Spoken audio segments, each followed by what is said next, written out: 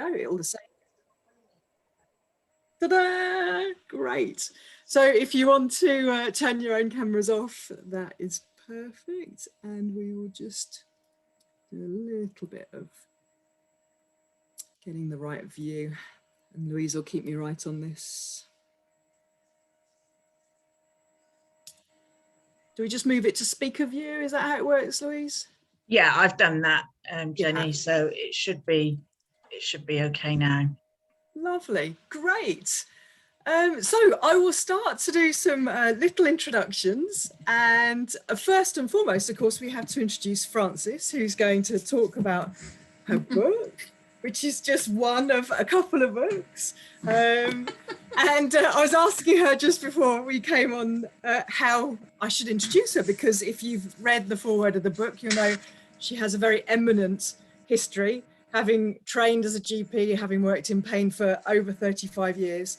And she told us actually in the early 1990s was one of the first GPs in the UK to go through cognitive behavioural therapy training. And it's one of the themes that we're going to come back to because it's threaded through this book. She's won a load of awards in terms of NHS Modernisation Awards, NHS National Leaders Awards, honorary membership of the British Pain Society, and I'm sure many more.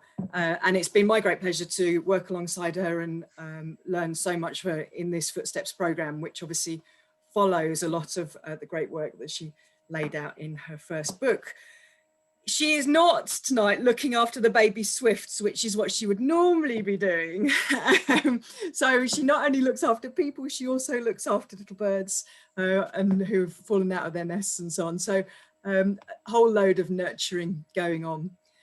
I'm Jenny, as you may know, some of you, because I think we've met. I've lived with pain since an accident 3.5 years ago, and I think still continue to improve day by day. And a lot of the stuff that we've done here has been a big part of that. So I'm excited about what I'll learn tonight, as well as hopefully what we'll all learn together. And with that, I'll pass the camera over to Sigrun, who can do a little intro, because she's also going to chip in with insightful questions and thoughts. Hi, I am Sigrun. I'm having some tech issues, so I'm switching between. So you'll just have to bear with me. I am a specialist pain management physiotherapist, and I actually did training with Frances about 5 years ago. So I worked this through a previous incarnation of this book then. And I will hopefully be able to keep things, you know, maybe guide things a wee bit this evening in terms of some bits and pieces. And if anybody's got any questions, pop them up in the chat and I'll try and keep a wee eye on that as well. Thank you so much, Sigrun. And that's a great point for me to say, do type stuff into the chat. You can also press the little button that says raise hands and we can add questions in or comments or thoughts as we go through, because the whole purpose of this is not only to hear Frances, and it's her first ever book plug, we've learned. For all that she's published a number of books, she's not done the Woman's Hour thing and all of that, but tonight, woohoo, we've got an exclusive world first with Dr. Frances Cole. How lucky are we?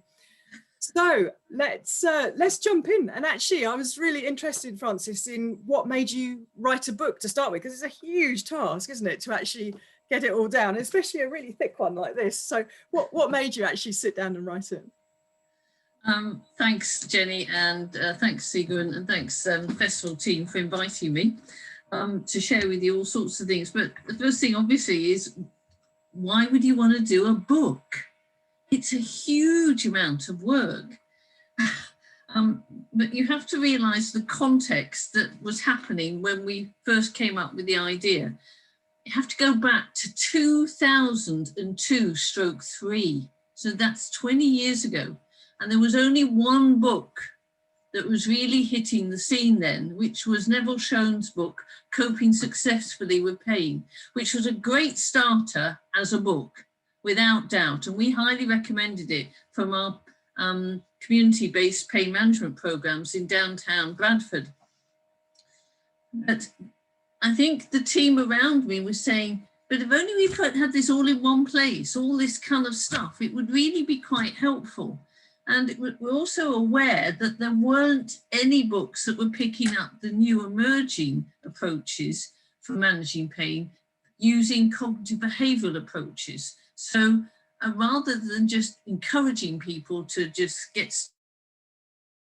and coach them and support them with that, it was more actually about, actually we need to unravel some of the thinking, some of the blocks, some of the mood issues, some of the unhelpful behaviours that perhaps were blocking their road to improving their lives and living well with pain. So this kind of happens. It was the right time. There were people around making encouraging noises. The University of Huddersfield offered Hazel Howden-Leach as a health educator, animator and graphics expert in adult education. So she would help to create a more visual, engaging type of book. My physiotherapy colleague was keen to work with me. That was Catherine Carus, University of Bradford. And then the idea, the seeds were sowing as they are, and then you go away on a conference to an amazing place, which was Loch Lomond. And the bagpipes were playing, and we'd obviously had a little drink or two, and there was some Scottish dancing on the loch side at Loch Lomond at the University of Glasgow, Strathclyde. I can't remember which place it was.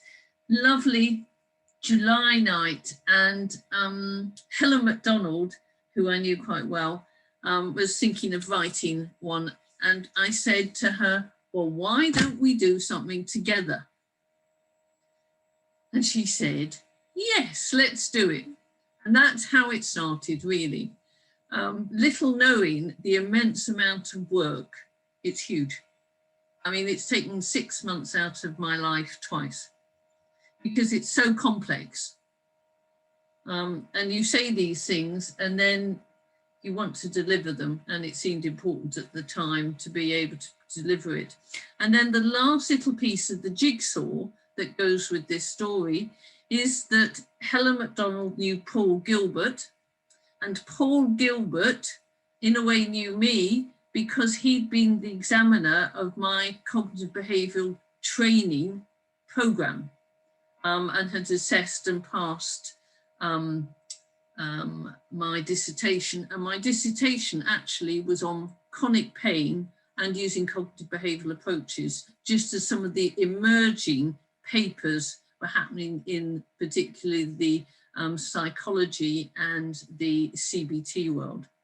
So it's a piece of jigsaw, and then you start to go. And Paul Gilbert suggested the Overcoming series of self-help CBT books. I've got one here, which is the Colin Espy book. Yeah, okay. And they're the Overcoming series, and they started off with Paul Gilbert doing his book on depression.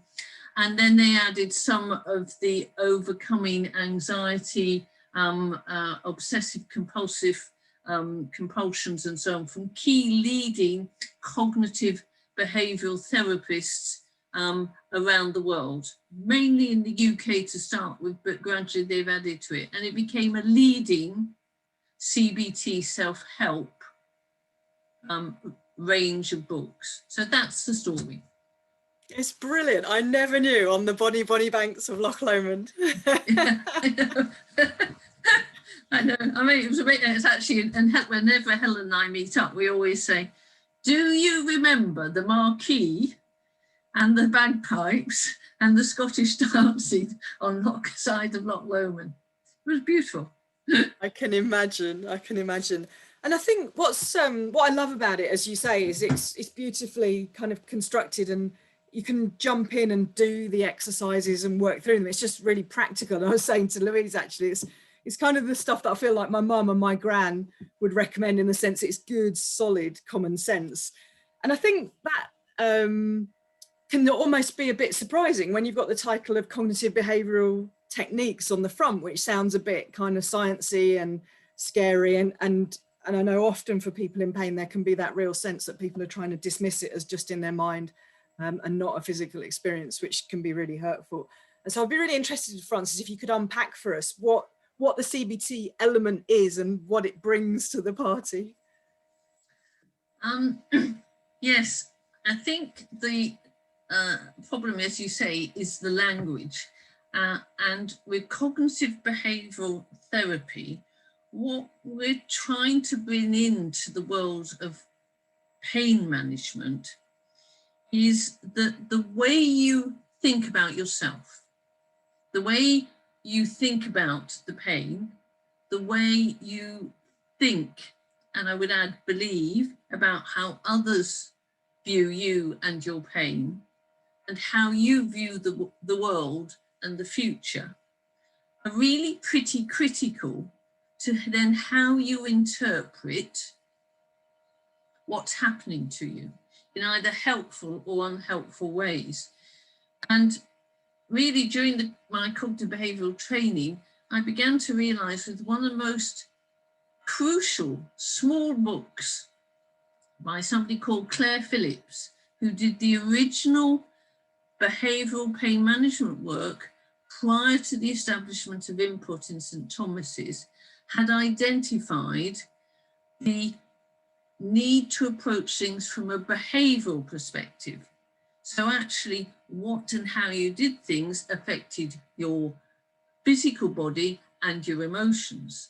And then what was then added in the bigger picture was actually the beliefs, the memories, the thoughts, and at times the images that come within your mind that actually have shaped you as a person, but also shape how the pain is impacting on you and your experience and how you're going to manage it. But all of that then leads into the way you feel about things and then how you cope and interpret that. And the thing that sort of really struck me was when I was doing my cognitive behavioural training, I spent 2 periods in doing some training with Christine Podesky in California, and her 5 areas model, which is part of the book, finally integrates for everybody how all the 5 aspects of us, the way we think, the way we feel with our moods, the way our bodies and our sensations are part of us, the sort of things we do or don't do, and the life world around us that is part of us are all interrelated. And in pain, that is fundamental. Today, I think the contextual stuff is almost more important at times than actually what's happening in the body. So that's why I wanted to communicate some of the insights of understanding the 5 areas model that Christine Podesky had managed to create as one of the leading CBT therapists at the time into the world of pain. Because it made sense. It's light bulbs going on. And once you get it, you go, I never saw it that way. Oh, I see. Now I understand why I'm so frightened. It's because actually at times when there was memories just popping into my head, often with images that actually my mind is kind of receiving and it's actually making me feel quite scared or angry or whatever, which is part of the PTSD thing. So that was really crucial to kind of incorporate. And we found quite tricky to kind of put across. So we shaped the book a little bit like the book that came out just ahead of it, called, that Christine Podesky created. I'll just get an old copy of it. Where's it gone? Anyhow, it was called Mind Over Mood, and that was a staggering success because she used case histories to help people understand what was happening to them in a way that was really helpful. And I must admit, one of the bits that really resonated for me when I read it was the practical exercise where it said, who's the real you, I think it talked about, which I guess is addressing some of that identity stuff. And I can really remember feeling that I didn't know anymore, that pain had robbed me of everything, including who I was and my ability to interact with others. And so that one particularly resonated for me. Of the many exercises in the book, which are the ones that you found people really are drawn to, and is there a sequence that seems to work for people? Or question. I honestly don't really know, because it's about encouraging people to experiment and try ones that they think they could put sufficient effort in to find out. So we've always tried to sell the concept of experimenting. The ones that stand out for me that actually work quite well and I use a lot of the time is the one called, which is very much from Christine Podesky, is one called the Positive Data Log. It's actually towards the back of the first book, and we brought it forward in the second book, where actually we start to help people to gather the evidence that they are managing or coping or living well with their pain by actually noting that down in different ways. And we used to have a positive data log diary. It sounds kind of American, but actually it works as well as anything else. And some people actually loved it. And as mobile phones came in, you have to realize this is over a long period of time. We started to realize that maybe people could send themselves texts as a piece of evidence every day that they had done something or thought something or felt something that was evidence that they were coping or living well or managing their life despite the pain. So as in a way of helping them to emerge into a new sense of self and a new identity. And now it's photos. And I encourage people to send photos to me, because I still work with a few people because of the current COVID situation, they can't get to programs. And they just send me a photo a couple of times a week, just sharing what they're doing and their successes and so on. And that's a positive picture log. And I think that's one of the ones that stood out really, really well. The other one that I think that's come into the second edition is the one on pacing and the effort scale. I'm just showing it up now, but you know, it's a nightmare for people with pain or any health issue, but particularly with pain, the booming and the busting, the all or nothing thinking. I've got to get it all done because tomorrow I could be down with the pain and flat out on the couch again. So trying to guide them with a visual image of the concept of effort to give them the idea that you go in the middle and not either extremes is also another one that was particularly useful. And we added to the second edition because the first edition came out in 2005 and the latest edition came out just as COVID arrived. yes, a proper challenge, and that's where hopefully some of these amazing online resources that you've been a big part of creating, haven't you? Because obviously there's the Footsteps Festival, but that's hosted on the wider Footsteps webpage that you led and built, it's fair to say, isn't it? Do you want to tell us a little bit about that and how that kind of partners with the book? Yes. Every now and again I stop and think, because I am really challenged by the fact that in 2008 we knew the opioid crisis in this country would happen.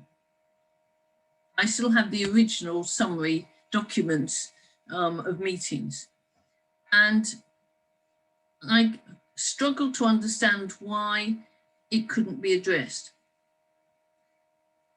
And then it's grown and it's grown and it's grown. And now we have £900 million a year spent on opioids alone. I was keen to really do something practical. And I realized that the biggest problem is that the clinicians in primary care hate pain. They avoid pain because they hate it. So it's an emotional, visceral response, really. They don't understand it. They've not had sufficient support and training in it. And so they struggle, so they avoid. Nice bit of CBT. So in essence, I decided with the help of some colleagues, thought it was a good idea to create the Live Well with Pain site for clinicians, to give them everyday resources that they could use at the front line. So that's how that website developed. And then actually what's happened is actually people with pain then said, well, we want one. And so we developed that as well.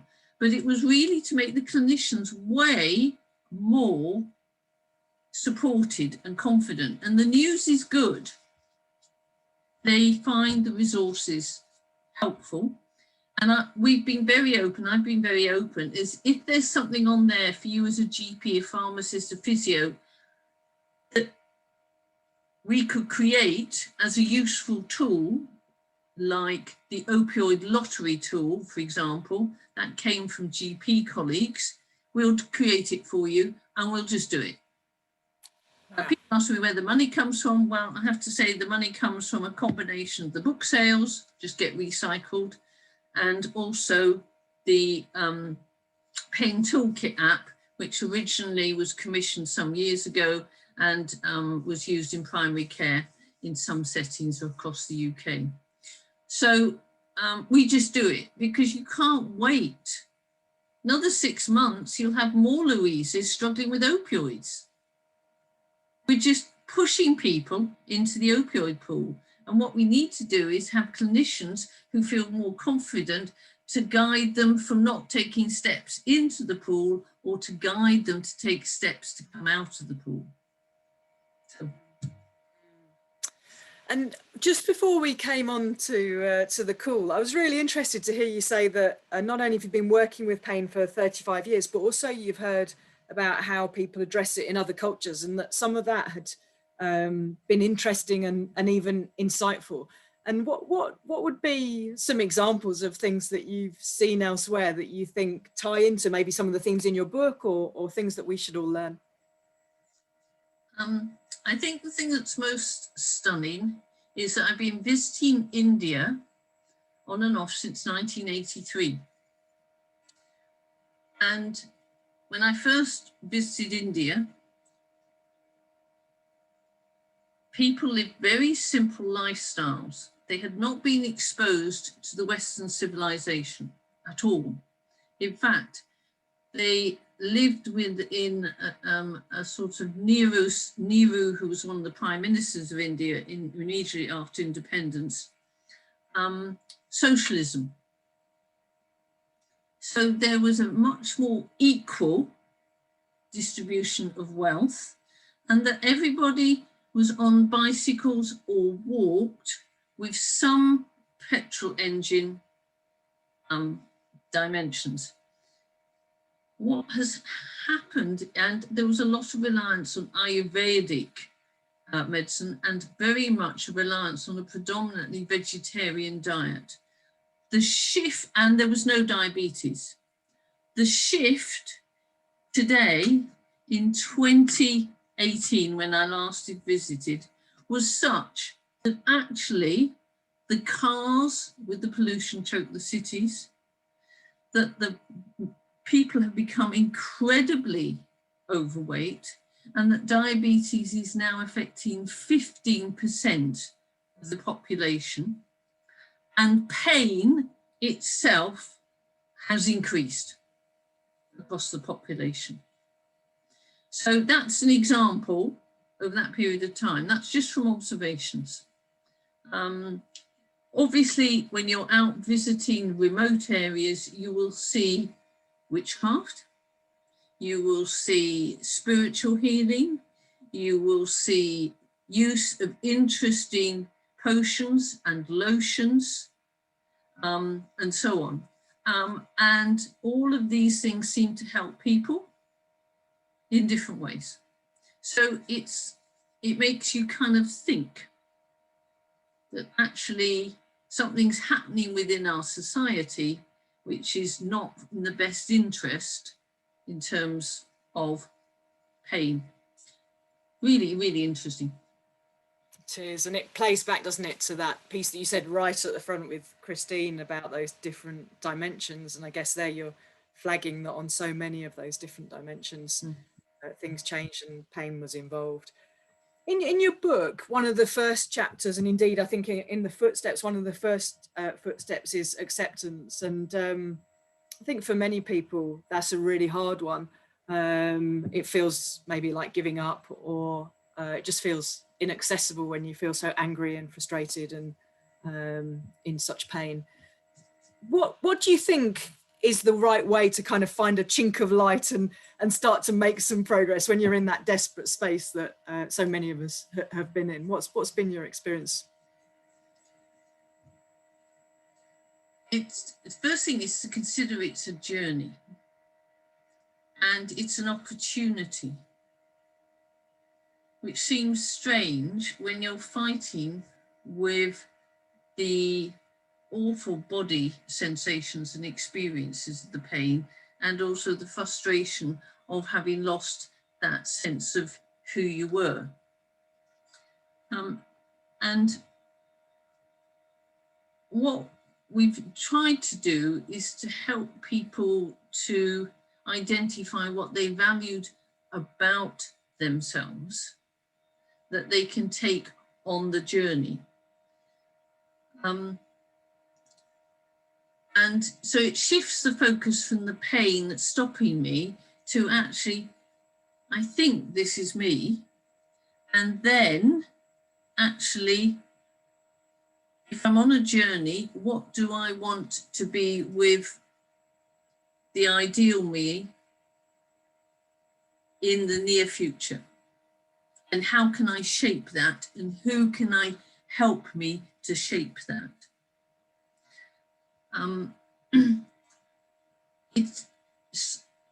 I think the other thing that when we become frustrated with whatever condition, particularly pain, we lose that sense of patience and kindness. So also trying to communicate that is really important. And the other thing is about giving examples of how people have made that journey. That is terribly empowering.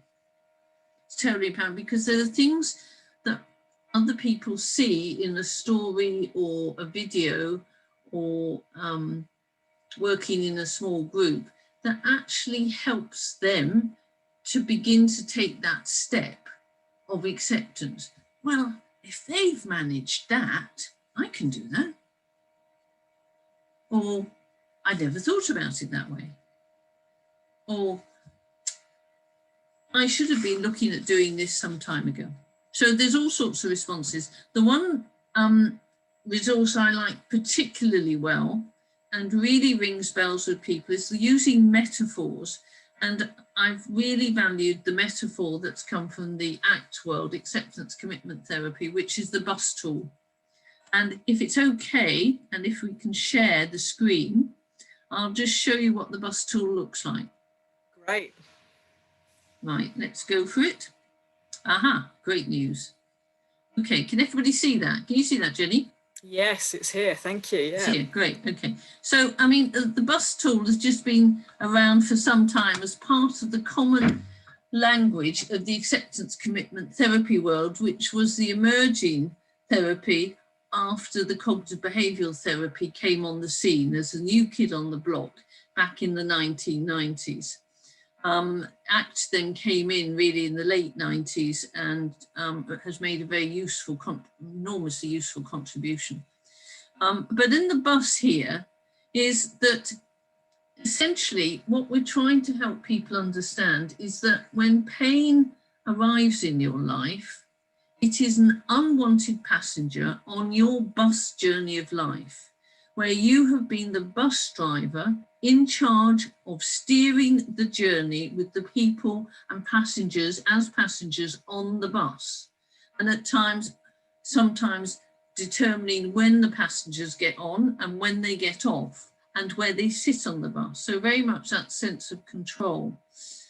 And then pain gets on the bus as an unwanted passenger and actually starts to take control of the steering wheel of the bus.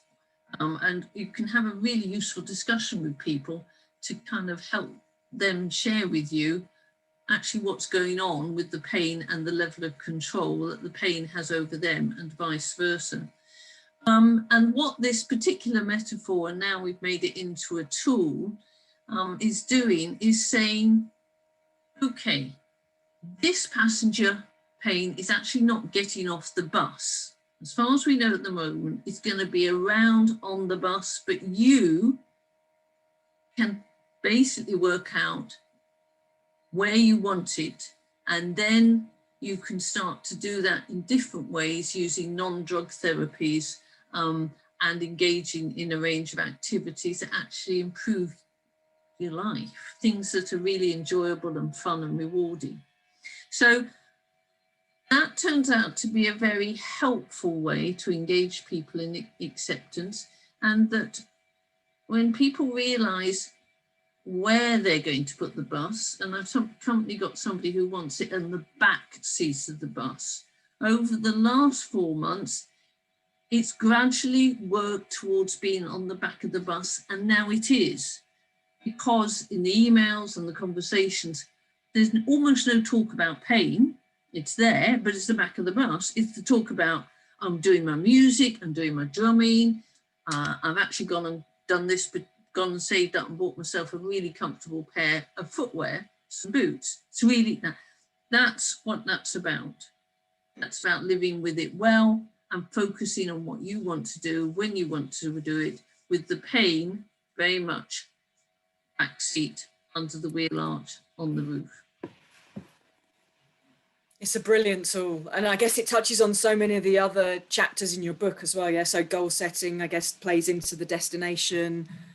Pacing is the speed, the bus, and the number of stops, I guess. Yeah, absolutely, absolutely. I mean, also the fact that actually the bus seems to be going round on old bus routes, and I don't quite understand why we're doing that, as this is actually unhelpful bus routes, because it's all unhelpful memories and places and people and passengers, and maybe, and that's fine, because that again helps to say, well, that's not the bus journey, it's going in this direction.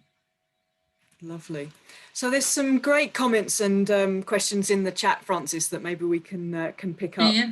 And feel free to jump in, folks. So somebody who's snappily named IC38VNE43JCMJ2 says, and by the way, if it's you, feel free to jump in, take yourself off mute and talk. But the chat says, I found that understanding what my priorities were and adopting an it doesn't matter attitude to the things I wanted to get done, but didn't matter if they waited a day or a week, really helped a lot. So changing my approach to pacing helped change that boom and bust cycle. And that plays back, I think, doesn't it, to what you were saying, Francis, of how powerful that piece can be for people. Yes, I mean, I just would just say that adopting the concept that actually, sometimes we call it masturbation, I must get these things done, versus I might get them done, versus actually there's some things I'm never going to do again. And recently I decided I'm never going to have pot plants in our house, or because they're just too much effort. But I think what you're sharing is the doesn't matter attitude actually is, it in a sense, we might get it done, but it doesn't matter. And that's actually really helpful, because it takes the pressure off, the frustration. And actually, because there's a sense of more energy and engagement in whatever the activity is, often you find you've achieved it very easily. It's the pressure. Yeah, and that's not just mental, is it? I mean, I've been with you where you've talked about the physical hormonal impacts of that sense of needing to live up to a standard and falling short and so on, and the flood of chemicals that go into our body that aren't great, it's fair to say, isn't it? And I'll let you kind of talk us through at headline level what that means. Yeah, I mean, I think one of the things I've tried to incorporate in the second edition, or we tried to incorporate in the edition, that was myself, Helen and Catherine, was a much more compassionate approach to oneself, because pain and how we handle it, unhelped by clinicians leads to also almost at times a sense of being tortured. You used the word earlier about being robbed. It becomes a really nasty, horrible experience for all sorts of reasons, often because of the trauma at the time when things happened that may have linked to the pain. So, and we lose sight, and that is all terribly stressful. So that poor old brain is battling away, trying to gain some sort of control and winding down the oversensitive, overreactive threat system within the neural networks. And at the same time, we're not actually helping the body and the mind and yourself to have a much kinder, caring, supportive approach to oneself. So one of the things, particularly in the book, we tried to stress a really useful question, which is, what is kind and caring for me right now? And the person who is IC38VNE, etc., is actually saying very kindly to herself, it actually doesn't matter if they wait another day. That's a really kind, compassionate approach. Nothing terrible is going to happen.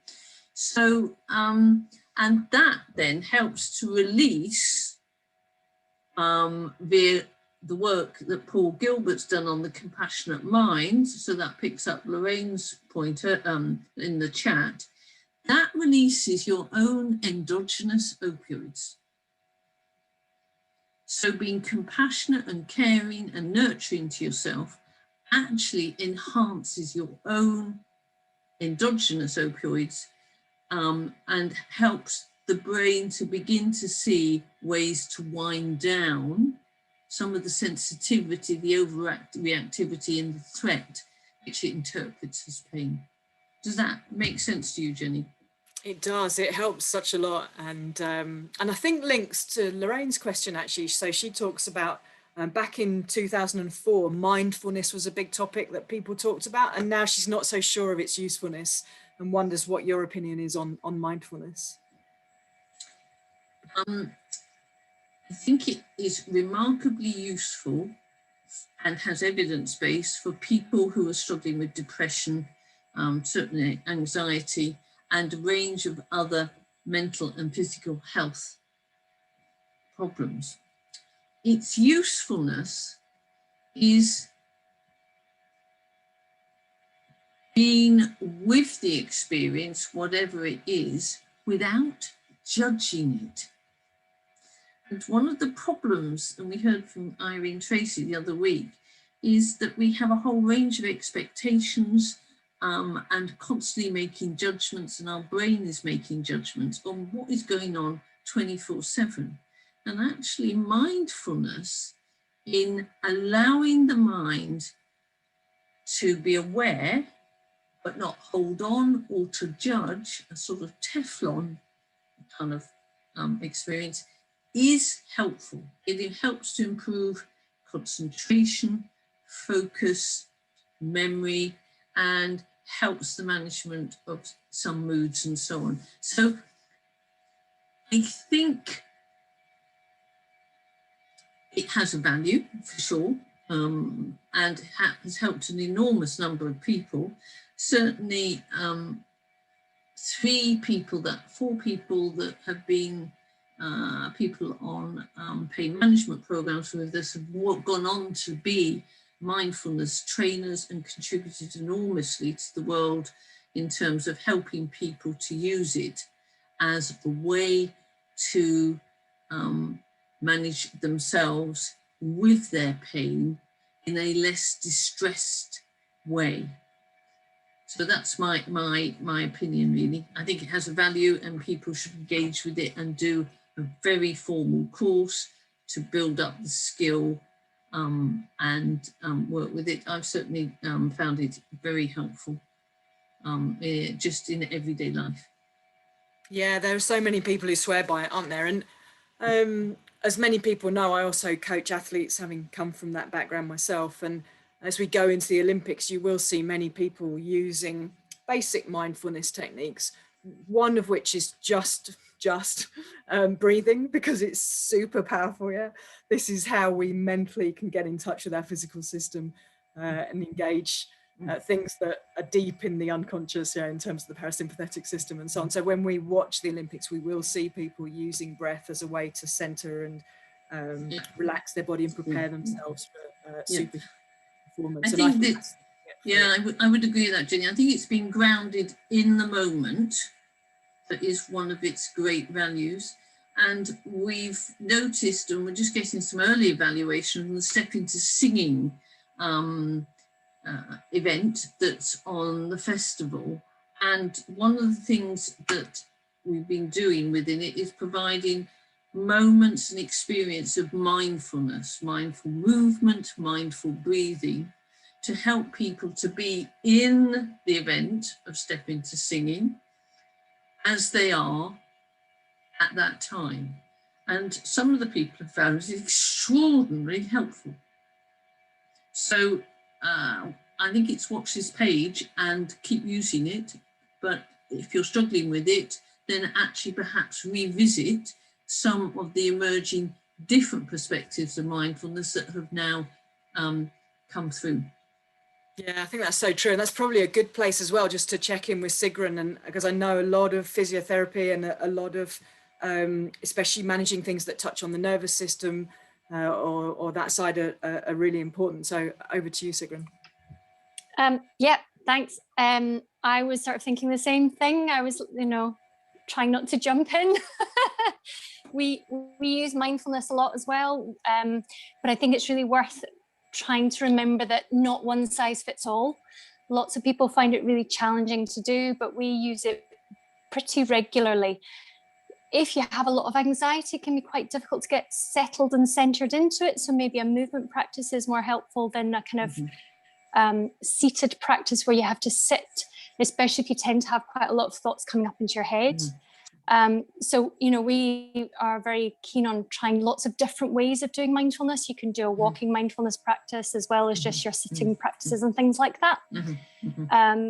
So I certainly say it definitely has its place. If you've got a history of trauma, it can be a little bit more challenging. And sometimes we say to be a little bit sort of mindful of doing it then. And so, but it's just paying attention. And if it's something that sort of triggers things for you, then trying a different practice is worth doing. But that would certainly be, we use it pretty regularly on all our pain management programs. And we use it certainly for getting distance from thoughts, rather than, it's not a way of relaxing. It's not to do, I think a lot of people assume if you're doing mindfulness or meditation, it's to get relaxed and get, to feel better, to reduce your pain. But as Francis was saying, it's much more to be able to start being able to pay attention, to be able to notice your thoughts, so that you can then choose how you react to those thoughts. Gives you a bit of a step back. And if you've done the mindfulness practice, you become less reactive over time, which is where I think it's really, really helpful. I really agree, Sigrun. So I think it's always worth exploring and different practices and discovering which ones work for you. After all, you can do mindful doodling. That might be actually the practice you need at this moment in time. Yep. There were a few other questions as well. There was one question which I thought was quite interesting, was what drawbacks have people or users experienced using CBT? I thought that was quite an interesting one. If there are any, are there drawbacks to using CBT? It's a good question, actually. I think the problem is the ability to explain it and work with it in a clear, helpful way. And one of the main issues is that some people are very sort of analytical in their minds, and it can be quite helpful for that group of people to understand the fact that the way they think is linked to the beliefs and their memories and the way their mind interprets information and maybe come to a helpful conclusion or unhelpful conclusions and unhelpful thinking. And for some people, understanding the way their mind works and that very cognitive stuff can be really helpful. But the other people see that helps, but I still feel anxious, or I still feel angry about things. And that's partly because that's where particularly Paul Gilbert's compassion therapy has come in and helped us to understand that the body and the mind are beautifully integrated within the world in which we live and exist. And our sensory systems pick up lots of information that feed into our emotional centers through the amygdala, and we're very reactive. And they are much more quickly activated than actually the thinking component. So often people will find themselves angry but can't understand, well, what was I thinking at the time? And actually, that's where I think cognitive behavioural therapy is a bit unhelpful. I may not put that across clearly, but you have. I suppose it's sort of maybe that overthinking things at times can then further draw you into the thinking stuff, which is the problem. Exactly, and getting more analytical and so on, where actually you've got to understand, actually, is there something physically here, actually, that's going on, that's contributing to the way I'm feeling emotionally? Is it actually something I'm doing, or is it actually where I am? Actually, there are aspects where I am reminds me of that trauma that I had 2 years ago. I hadn't realised that. Rather than focusing on thinking. So you've got to look at the whole thing, and that's when sometimes cognitive behavioural therapy can be misunderstood and not that helpful. Yeah. So for some people, it can be if you tend to overthink things, it may not be as beneficial. It may be other approaches work better for you. Exactly. Yeah. Doing something that's behavioural or actually something that's physical that would help address things. Yeah. There was another question which I thought was, or a comment which I thought was interesting was, is it common for people with pain to overcompensate? For example, at work, I don't want anyone saying I'm having it easy because I've got back pain. I certainly know from my work experience, a lot of patients feel, like you say, there's lots of emotions associated with everything. There's guilt and looking for validation things. I thought that was certainly from my point of view, I see it commonly. And I would say, yeah. And I wondered if you had anything else to add. I think that the way we think about ourselves as a person within our context, be it at work or whatever, will determine how we respond. And there is such a lot of negative dimensions about having persistent pain for people in the workplace. And it can be quite shaming that you're not able to perform as well as other people or as you used to. So I think this whole business is absolutely the case, that you would want to overwork, push yourself on in order to be seen the same as others and managed the same way, where in fact actually everybody's got individual differences. When you start working with people, everybody has some sort of challenge for them. It could be a hearing challenge, it could be they have a mild autism, they may have recurring migraines, they may have problems with their teeth, they may have, everybody has some issues. I think our society's got really hard and tough, and we've got to live up to a whole world of expectations. And it's difficult to communicate honestly and in a trustworthy way in some workplace settings. So you just do the best you can, but it may not be compassionate or kind in the long run.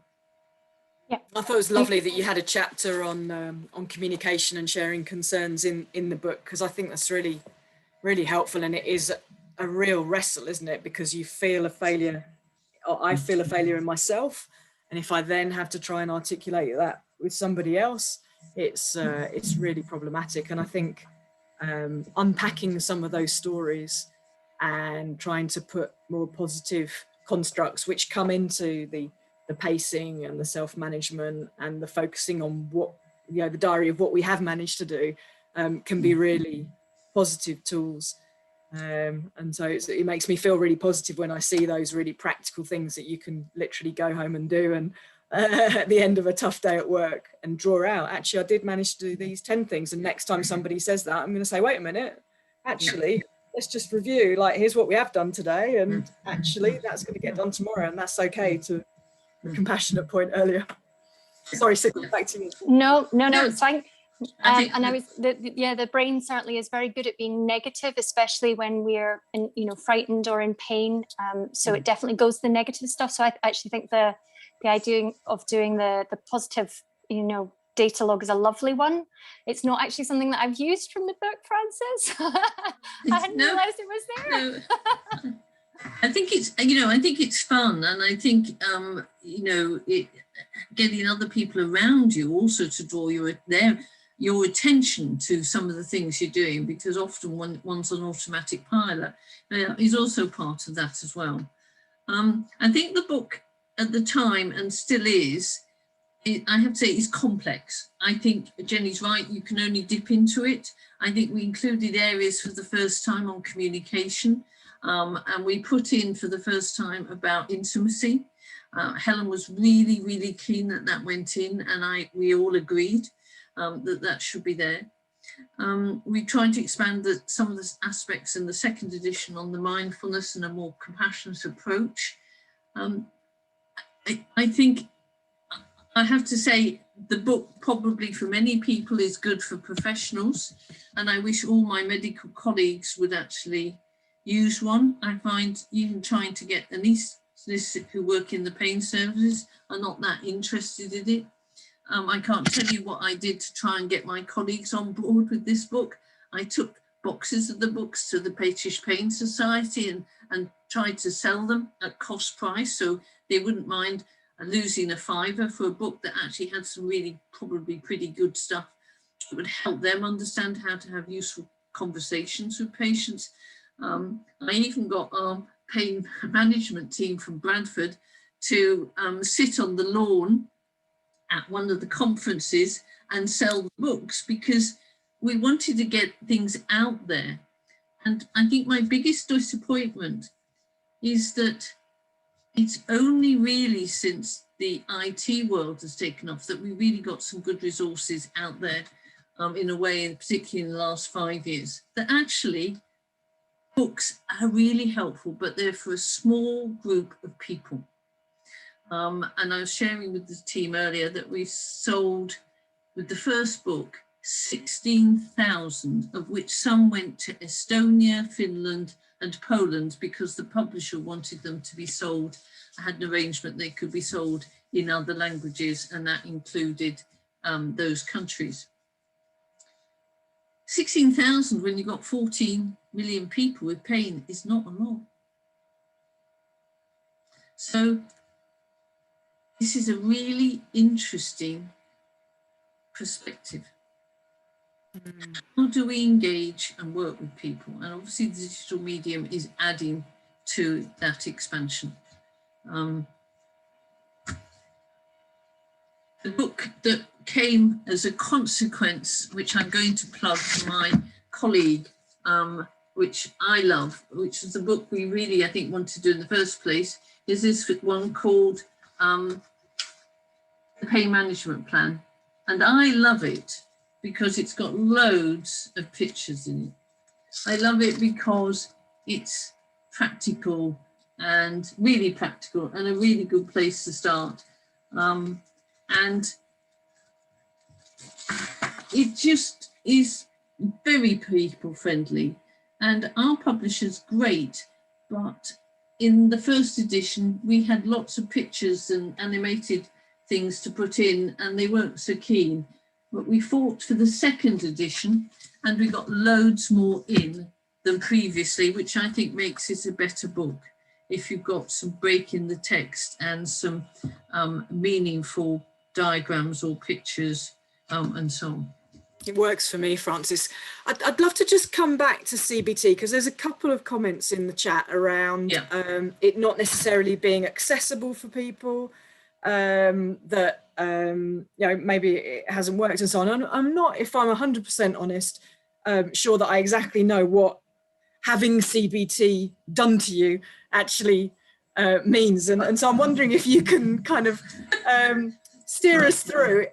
Like, is that a conversation people are having with their GP and not getting access? And is there something in this book, you know, is it the hot cross bun model on kind of? Yeah, I mean, the book really, in a way, should be seen as that you've got a team. So CBT is very much a collaboration between the person with the particular difficulties and issues and the therapist. It's a collaboration and an investigation to understand and explore exactly what's actually happening, and then underpinned by the 5 areas model that is within the book, which is the way the body's affected, the way our thinking's affected, the way our moods are affected, and the way we do or don't do things within the world we live. And that was very nicely explained. Example is what happens when you're in the workplace and struggling with pain, and therefore what you do and what you feel. And it's in essence a therapy that goes on for a number of sessions to A, understand, B, look at the areas within the 5 areas model that have potential to change. So where the pain itself may not be a potential to change, actually the way you think about it could change, or the way your moods emerge as a result have opportunities to change by the way you do things. Or maybe sometimes actually you change the place, the workplace or the world you live in. And you use a range of different approaches, from problem solving, behavioral experiments, understanding actually how your mind has unhelpful thinking, and learning ways to challenge it and check it out so it's a much more balanced thinking approach. And then the other component of cognitive behavioral therapy is the acceptance that actually there are times when you may have setbacks. So it's important to put into place relapse plans, setback plans as part of it. And I think that's probably one of the most important chapters in the book, actually, is accepting that there will be setbacks, but it's how you get up again and keep going that's the crucial thing. Yeah, that's so helpful. And I just wanted to share a big part of my journey, actually, that was that I realized that so many of the stories that I had in my head were very much in that biomedical model of, I have a problem, it needs to get fixed, the doctors know best, you know, it will get done to me, and those kind of almost battle-like analogies. And it was actually through the writing session that we had through Footsteps, and just a lot of, we just wrote what was in our minds and so on, that I realized there were other stories that I could tell. And some of them were, as you say, that sense of, wow, we're on a journey and I don't know where we're going to go, and I'm going to learn stuff. And, you know, it's surprising and interesting and challenging, and I'm growing. And once we started to explore some of those different stories, for me, it really helped to unlock this kind of very binary success, failure, black, white, problem, solution piece, and see it much more as that exploration. And I must admit, it made me read your book differently, if I'm honest, because it made me not start at the beginning and end at the end, which is how I would always have been taught to read a book, was more kind of surf through and jump to pictures that excited me and play with them in a journal and then back to it on. And it's been really interesting for me. So it was a personal experience. Yeah, no, that's quite very interesting, Jenny, because actually in the first chapter of the book, where we really look at the way, help people to understand how important it is the fact that actually pain is having a huge impact in all sorts of areas. And actually, if we look at that, then actually maybe we can help and guide you to look at some areas to focus on now, because very much cognitive behavioural therapy approaches is working with the now and moving forward, and at times linking back to see how the past has shaped particularly your thinking or the way your body and emotional systems react. But actually that helping people to funnel down on what's important for them at this moment in time, and then go to those relevant sections or chapters we thought would be a really useful approach to take, because that's very much how cognitive behavioural therapy approaches things, and doesn't spend lots of time going back into the past. The past is incredibly important. And if I just diverge for a moment, when I was a medical student in 1975, I was on a surgical ward at St Mary's Hospital, and I was allocated Jack, who was a male patient who was due to have yet more surgery. And they said to him, they said to me, go and talk with Jack. And I thought, okay, I'll go over and introduce myself to Jack. And as a student, you have a little bit more time. And as I got talking to him, on this surgical ward, he was having his 11th operation for abdominal pain. And I thought, this is, even then, as a mere medical student, I thought, this is weird. What are they doing that for? And then he explained to me a little bit about his life. And he'd been a Japanese prisoner of war for 3 years and had struggled with lots of pain on and off ever since. And he'd lost everything in his life. He had no life except lying in a bed in a surgical ward for yet another operation by an eminent surgeon. And I had the audacity as a mere medical student to say, no way. This is a guy who needs not to be here, but somewhere else. And I'd worked in the Cheshire Homes as a student during the summer holidays, and knew of the Sue Ryder homes who took ex-prisoner of war sufferers into small group homes where they lived together. And I had a long discussion with the social worker who was in charge of what are we going to do with him when we discharge him. And I said to her, why don't you explain?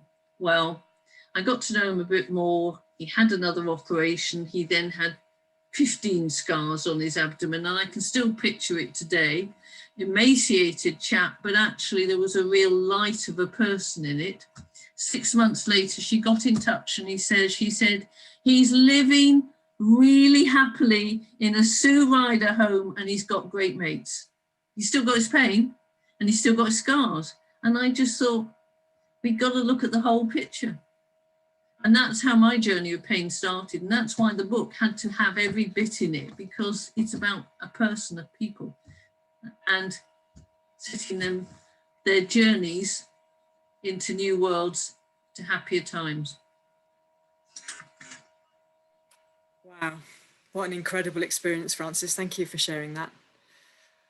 I'm feeling like we've had quite a bit of our time, and I'm just looking at Sigrun and the chat and Louise and Frances, and just wondering, do we feel we've done it justice, or is there more that we should cover before we sign off and thank Frances and Sigrun for a fantastic session? I just wanted to say thanks, because it's got me back looking at the book again. And so I'm like, oh, I'd forgotten about that bit. Oh, I'd forgotten about that bit. So I'm going to go back and I did exactly what you were saying. And I was digging into lots of different chapters again. So I'm going to go have a rummage again and put some of it back into practice. Great. I mean, I think that you build up your own repertoire, particularly as a clinician, of things that are actually quite helpful. And I hope the book really just helps people to have different conversations with people with pain. And I hope that people with pain have the opportunity to just dip in to aspects that are helpful as a starter and then explore more. But it doesn't have to be all the book. There are other options that it suggests as well to explore. So do that. Thank you so much. Well, what I suggest is maybe we wrap up the recording there, and then people could come off mute and put their cameras on if they wanted, and say a proper thank you to Frances. And if there's a last sneaky question, I'm sure she might be prepared to spend a moment or two on it. Would that be all right, Louise?